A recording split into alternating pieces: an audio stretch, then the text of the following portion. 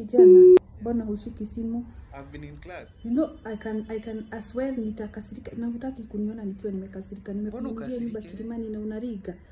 You were supposed to come to the house to see it. I know. Uko na tusishana, unajua? Wasichana wagani? Hakuna kitu ninashukia kama uogo.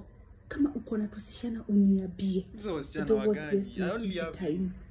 Do you know? So nimekununulia to bedroom. Huku sitaki. You told me uko na ka sister. You bring the DNA, ulete vitu zenye zitaambatana, makaratasi zitaambatana kunionyesha kweli ni sister yako.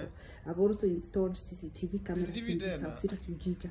If you bring your friends who are your guy friends, I don't care.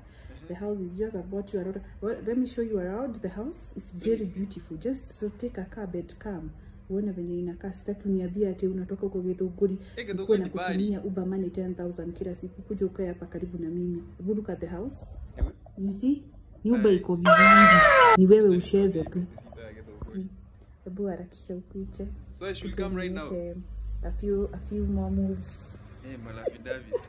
Mungu mimi ndo Akiwa mama Kilimani. Mpaka kwa mlango. Mungu utaniua na baraka. Acha nichukue kabu. Mungu niwache sasa. Bariki wengine pia. Utaniua na baraka Mungu wangu. Utanivunja na baraka.